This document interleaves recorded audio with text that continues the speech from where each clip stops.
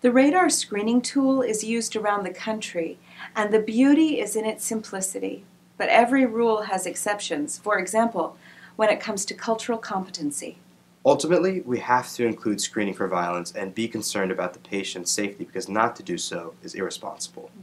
But as you watch this next scenario, please consider how the PCP approaches a non-English speaking patient. Amina, these bruises are quite bad. Are you okay? Amina, naona hauko salama, unajisikia aje? It just happened by accident. She was walking at home, but she's okay. She's fine. Can you tell me more? Are you in pain? Unajisikia aje mwilini? Maumivu, fasi fulani? Naumia hapa. Popote. Sisinzie yani. She just needs something for her pain, and she has more kids that waited for her. She wanna get back to them now, but she's fine. Okay. Thank you, Ayan. I didn't realize we needed a translator here today. We can talk about options to treat your pain and your injury, but I would like for you to come back in a week. Can you do that? We'll be sure to have a trained medical translator here for you. Na mimi sisikii yake, naona tu ajui kazi. Hebu tuende ingine, tutarudia ingine siku wala tuende ingine fasi. Anaona hajui kazi.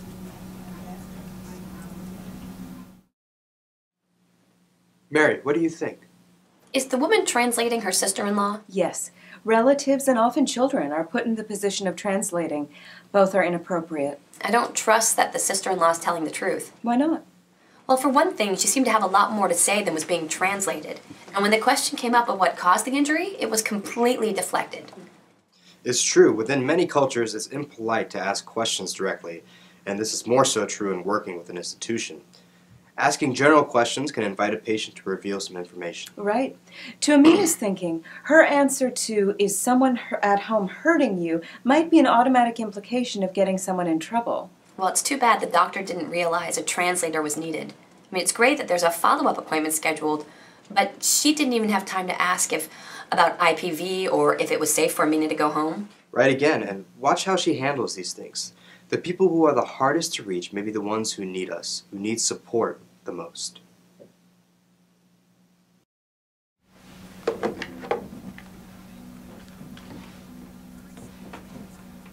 Yes, hi, this is Dr. Weiss. Can you or one of the nurses come in for a PS consultation with my patient, Amina Mohammed? Right away would be best. Yes, PS consultation. And please bring the camera. Right.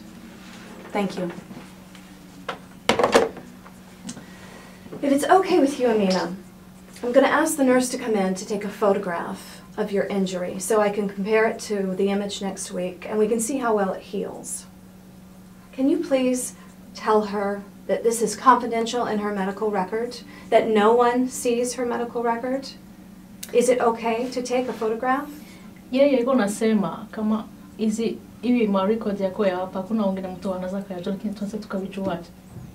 Hizi information zote zetu tunawapatia watazifanyisha nini? Naona kakangu hata furahi hata kidogo. Hakuna shida. Twende basi. Twende.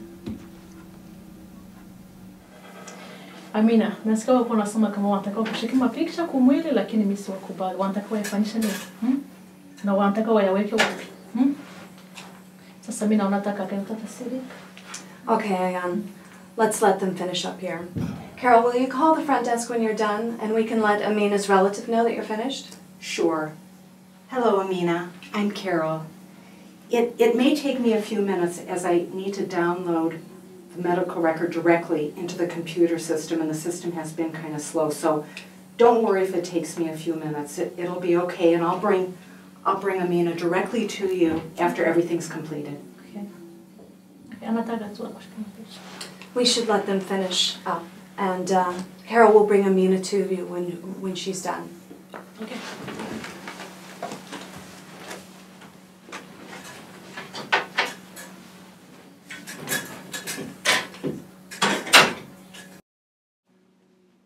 I didn't ask for more information about the bruises or how Amina got the injury.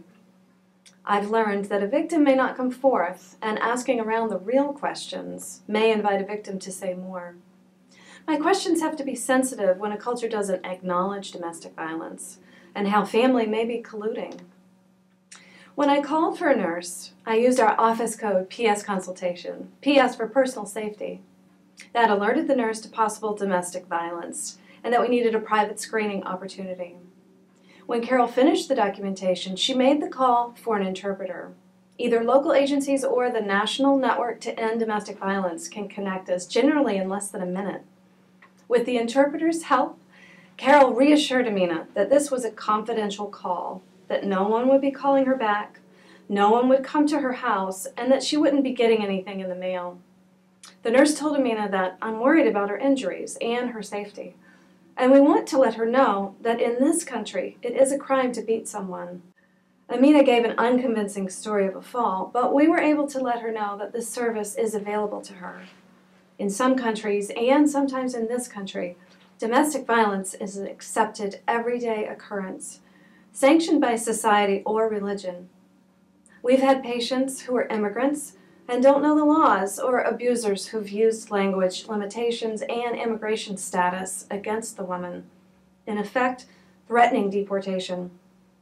Victims are afraid that if they report violence to the authorities, she or her husband will be treated with hostility or discrimination, and unfortunately, this fear has been justified. People tend to be afraid, and the worst is when medical treatment is needed for injuries, but is halted by fear or even family members.